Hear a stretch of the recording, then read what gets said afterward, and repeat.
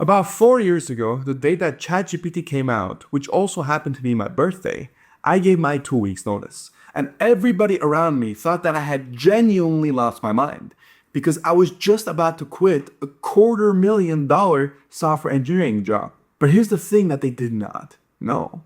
A few weeks prior to that, I found out that my firm was billing my time out at $1,850 per hour. And of course, I was seeing a tiny little fraction of that. And that's when it really hit me that as a software engineer, my salary had a ceiling, but my skills did not.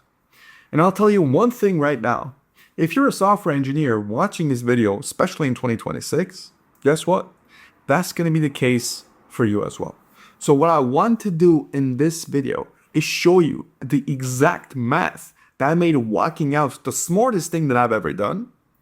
And by the end, you yourself will understand why staying in your current job might actually be the riskiest move you can make right now, especially with the layoff situation that's happening. So without further ado, let's jump straight into it. Now, just so you have a little bit of context as to why I quit the job and what happened from there. Understand that it was a software engineering job at a consulting firm, meaning we always worked overtime and we did not get paid overtime. So that 40-hour work week for $250,000, in reality, it was closer to 80-hour work weeks for $250,000, which, if you roughly divide it by obviously half, it's like $125,000, technically with the 40-hour work week math, if we do that. And the main reason that I decided to quit was because I fundamentally asked myself a very simple question. Okay, since I'm doing everything, I'm the manager, I take care of the fulfillment by managing the other devs, and I also handle the client relationship on a week-to-week basis.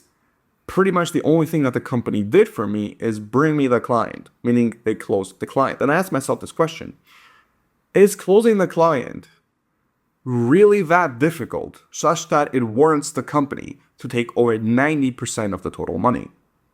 And the answer that I came to 4 years later is most definitely it is not. Now, that is exactly why I have my own consulting firm down here in LA, and I'm making more in a single month with the consulting firm than I used to take home in a year at the 9 to 5. And I'm doing all of that while working less hours on a week-to-week basis than I used to at my 9 to 5 as well. So let's talk about how that math came to be and what you can take away from this for your current situation. Now, keep in mind that $1,850 per hour, that was just being billed out to one client. I, as a manager, was on multiple clients and projects at the same time. Sometimes I could have up to 3 projects that I was being staffed on. And of course, I don't get paid overtime. And yet, each of those clients is being billed $1,850 per hour. So in reality, if you do the math, it comes out to my hourly being almost worth $6,000, and I'm getting paid less than $150 per hour. So the amount of worth that I had at that company, the amount of money that was being made because of me, was simply ludicrous. And I had to ask myself, genuinely, is client acquisition really that difficult? And after doing the math, there was no justifiable way for me to come to the conclusion that it's actually that difficult. So what I want you to do is think of the same exact situation in your case. Do the numbers yourself. How much do you get paid? How much value do you generate if you know it? If not, take a look and see if you can actually find out. And my bets are that most of you watching this video, even if I assume best case scenario, you will probably only be making 10 to 15 cents on the dollar. Meaning, for every dollar that your company makes, you get 10 to 15 cents of that dollar. That's honestly a very, I would say, positive estimate. In reality, you will probably be sitting somewhere closer to 5 cents on the dollar, if not even less. Now, what does this mean for you as a software engineer in 2026 with all the layoffs happening, with all the news about AI and all this uncertainty in the job market? Well, since now, if you take a look at the juniors, right, they are having a way harder time finding roles. Over 22% of the jobs have been cut, and junior developers are seeing way less roles than they used to about 4 or 5 years ago. The seniors, on the other hand, they haven't been impacted in the same level. Obviously, they've still gotten laid off, but their biggest impact has been with regards to the salary. The pay for some of the regular, same old, good old senior software engineering jobs has dropped slightly. Now, what does this mean?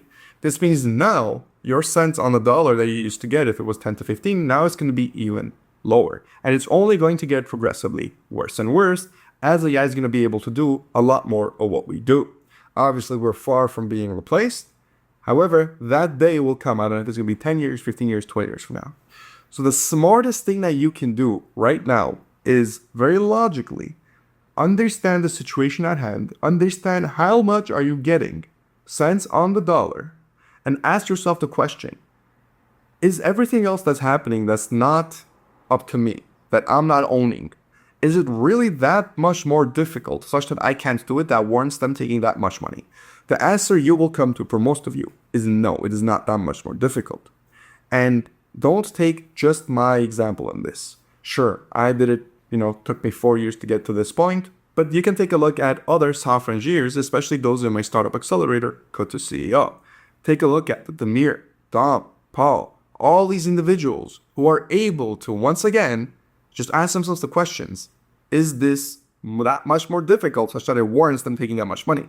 And the conclusion that they came to, it was that. That's why now they're making more money than they used to make at their 9 to 5, while, technically speaking, doing less work if you're considering the productive hours. So, what can you take away from this video? The most fundamental piece of information.